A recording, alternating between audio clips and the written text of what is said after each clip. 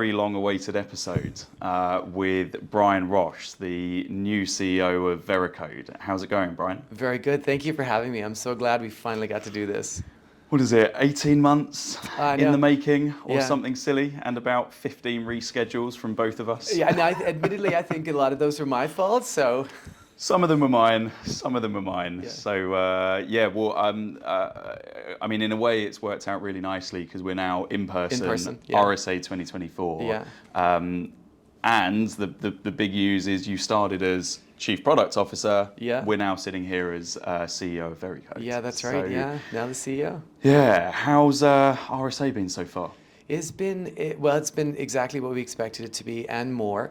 We have a booth here and we've got some big announcements. So this week we announced Longbow Security, which is our broad scale visibility tool.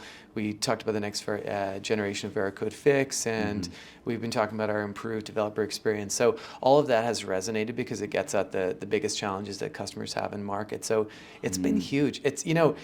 It's not the last day of the conference, but it's my last day here, and I'm fried, but fried in a good way, right? It's been great conversations and hectic. Yeah, no, good stuff. It's funny because the evenings have felt quieter, but maybe it's just where I've been. Maybe I've been in the wrong spots. I've had 4 or 5 different things every evening, so that hasn't been my experience. Last night it felt like quite a lot of people went home yesterday. Maybe I need to follow you to whichever spots you're going to. You can get all my things. Yeah, but so it's interesting with Veracode because you're obviously one of the larger application security businesses. And a lot of the guests that we've had on this week, and a lot of the vendors that are coming through and in the Startup Expo, a lot of them are tackling an area of application security. So be really interested to hear, kind of being one of the older and longer standing vendors, what are you guys doing to stay ahead of these smaller and more agile vendors? A quick one here from Oliver, one of the co-founders of Asperon Search. Our CyberBytes podcast showcases the security ecosystem's most exciting companies, but we do much more. Our talent solutions give security vendors the competitive advantage by building high-performing go-to-market and technical teams globally. If you're looking for your next role or need to hire the best talent in this competitive market, then reach out to us directly via our info@email in the show notes. Let's get back to it. Well, obviously, so we're application security testing, but I would say that we've become specialists in reinventing ourselves because, we've been around for 17, 18 years, and we've been 10 years Magic Quadrant Leader, and all of that's great, but all customers care about is, what are you doing for us today? What are you doing for us right now? And what will you do for us as we navigate this new AI landscape that's just littered with landmines? And look, I think the application security testing market is evolving. We have market segments that are all colliding, whether it's ASPM, CSPM, or risk-based vulnerability management. It's all becoming one, and we often talk about it as the umbrella term CNAP for all of this, I'll call it stuff. But ultimately, when I talk to customers, the conversation is really simple. It is, I have all this risk. I'm deploying these applications across multi-cloud environments.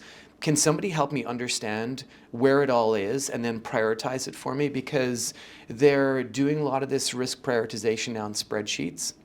And that's exactly why we looked for technology like Longbow, and we searched for a long time to find something that would provide a way for us to integrate, whether it's Qualys results or name whatever tool you're using. And if you talk to CISOs, they're using 20 or 30 different tools. So we needed an aggregation point that would take all of this risk and show it in one, I won't say pane of glass, because that's like a drinking game, I feel like, for Gartner analysts or analysts in the market, but really that single view to be able to say, this is all of my risk, and now help me to prioritize that and show me where I need to go take action.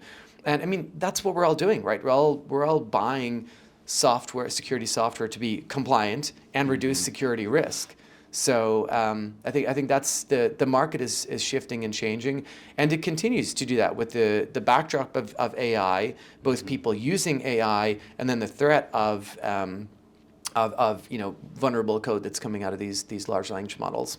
Yeah, awesome. And I mean, especially over the last I guess, 18 months where the economic situation has shifted and CFOs have become very, very involved in the buying process. What kind of advantage do you feel Veracode has in a sales process compared to the plethora of smaller startup vendors at the moment? Yeah, so I mean, if M&A is like shopping, I think if you go shopping with price in mind, then you've got the wrong priority. I always begin with what do our customers need, and what does the market need, and then what is the best solution? What's the best intersection of those two forces? And so when we looked for this, it was really born out of a lot of discussions I had with customers and prospects, and it was really, we have this challenge, as I expressed a couple of minutes ago. We don't know where all this risk is, and we've got to be able to comprehend it, not just find it, don't increase alert fatigue, but then show me what the best next action is to go get after that risk. And so I think that if you go out with price in mind, you're certainly going to constrain it, and obviously there's always limitations to what you can do in the area of M&A, but I will say that we went out to find the best technology, and you can see it on the show floor when we show it to customers and we show the funnel where we can prioritize all of this. They say, "This is fantastic. How do I use it?" And well, the how do I use it is really simple, because we can onboard them really quickly and easily. And then when they say, "How can we integrate it into our tools and technology?" we say, "Well, we have that as well." So it takes a couple of minutes to engage an integration, and you can have data flowing between these systems.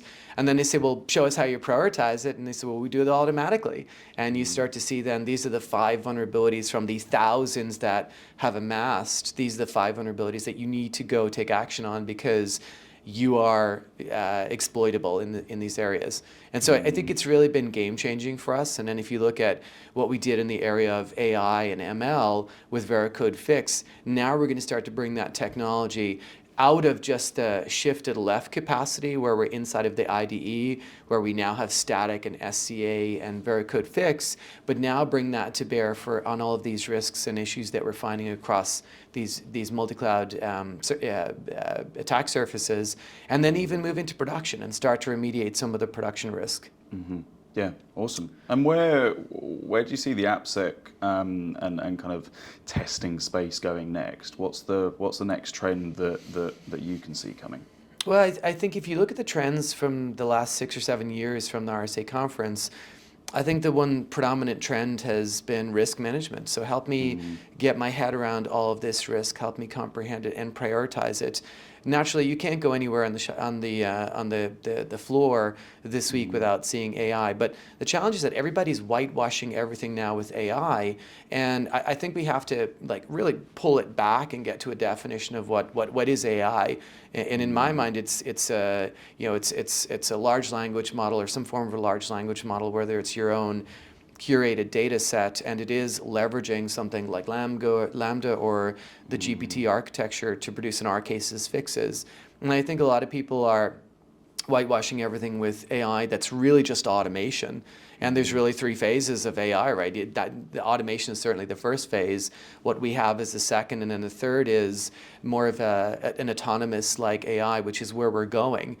So Veracode Fix is based on a large language model. It was initially based on the GPT architecture, the transformer architecture, which, as you know, came from the paper "Attention is All You Need." And more recently now we're leveraging Lambda, so the next step for us then is to go into production, then to start to be more autonomous, to be watchful of risk, whether it's drift detection or whether it's a container that's built from a base operating system that's not secure. And I think that's ultimately what customers are looking for. And customers don't go to market and say, well, which tool am I picking from which market segment, right? That's something that analysts will create a whole space out of defining these market segments, but customers are just out there looking for solutions that solve problems for them, and those are the problems. I have all this risk across multi-cloud environments. I need to be able to get at this risk. I need to be able to comprehend it and burn it down quickly. I'd hate to be a buyer with all the AI buzzwords and not being able to properly understand what it means. Have they just stuck it on their board? And the same with the VC world as well. It's Yeah, it's made it confusing. Yeah, well, a longbow for us has been advantageous because we can go to market with longbow security, and if a customer has one of our competitors, they can see the Veracode scan results right next to our competitors' results, and it really helps us convey that value, which is Veracode's been doing this for 17 years. And we have the lowest false positives. Like, we are the best-in-class static scanner, and quality matters, right? When we look at reducing the number of vulnerabilities, you look at just the abundance of vulnerabilities that are reported in the alert fatigue. It really matters that you're getting at the risk that you really need to target, as opposed to building this voluminous backlog of just quote-unquote stuff that developers sit there and go, I really want to do a good job, but you're not making it actionable for me. For sure. Yeah. And your personal story, so when you joined, what was it, three and a half years ago? 3.5 years ago, yeah. Did you have your sights set on the CEO role, or was that just a series of events that took you from product to where you are now? Yes, I've always aspired to be a CEO. I will say that candidly, didn't anticipate that it would have happened at Veracode. We were in a different space when I joined Veracode. I came in to lead and drive a large-scale transformation, something I had done many times in my career. And the transformation at the time was move us out of the data center, move us into the cloud, become event-based, adopt 12-factor principles, and become cloud native. And that was the journey that we were on. And as you know, middle of the way through the second year, we have new owners, and so we switch from TB to TA and Crosspoint. And at that time, I took on the role of Chief Product Officer because, well, we're a technology company, and it is about the technology we build and deliver to developers. And at the same time, developers became a greater focus for us. And unlike a lot of people in the company or a lot of people here at RSA conference, I spend a lot of time on Howard Street at Pivotal and spend a lot of time in the cloud native space. And so my expectation is that security is going to be easy. It's going to be embedded. It's going to be pervasive without being invasive in everything I do, but it's going to be the easy button for me. And so that was the mindset that I brought to security. It's that, what I use these tools as a developer, and I used to be a developer, and still will code. In fact, I hacked away at our auto protect capability that we now have inside of the IDE last year. And so I look for security to be easy, and I think that mindset has really transformed how we go to market as a company and how we appeal to developers. Because, look, developers are very discerning. They're going to look at a tool and say, if it isn't easy, I'm not going to use it. And whether you attribute that to Apple many years ago changed how we consume and use applications, or whatever the reason is, but nobody has any patience anymore. And so you got to make it easy for me. You got to prioritize, and you got to be in the tools and technologies and integrated into those that I use every day. And it's got to be a cohesive story. And so it really was the right time. And we had Sam has left us in a phenomenal position. Much of our strength over the last 17 years is due to her and Chris Weisopel's leadership. And so it really is an exceptional time to be leading the company. And somebody asked me this week, what are the ingredients of being a great CEO? And I will say there's really three ingredients. The first one is people. And both Sam and Chris created a company where we've got incredibly talented people. We are so passionate about our customers' challenges and how we can solve them, and building experiences that are both unique but understandable and intuitive. So number one is people. Number two is the product. We have a phenomenal product. I mean, we've been best in class for 10 years. And now we're taking that foundation and we're moving that into AI. And we did that last year. We now have a 1-year advantage in our competition, where we have an AI tool that works across all the languages, the majority of the languages that we support, and is integrated into tools and technologies. And so the third area then is the market. Is what does the market need, and is the market ready for the solution that you built? And well, it is, right? I mean, we've got Longbow security. Now we've got our AI solution embedded across all of these endpoints. And so the culmination of all of that means that my job is never easy, but it's made more easy with the passion of the team that we have, the customers that support us, and by the way, the customers that give us feedback as we listen intently to what they need, and then the market conditions. We are at the intersection of an artificial intelligence solution amidst a sea of AI and AI risk that is increasing day over day at a time when we can't afford to increase that risk. So it's really a good place to be. Exciting stuff. Yeah. Well, I'm looking forward to seeing how Veracode continues to grow, continues to be the leader. We are too. With you at the helm. Yeah. So thank you so much for coming on. Thank you. Long awaited and lived up to expectations. It is. So thank you so much. Really appreciate it. Yeah. We hope you've enjoyed this latest episode of CyberBytes, the podcast. Please give it a thumbs up, subscribe, and tell your friends. If you want to explore being a guest or how Aspiron Search can help you build high-performing security and go-to-market teams, then get in touch on LinkedIn or info@aspironsearch.com.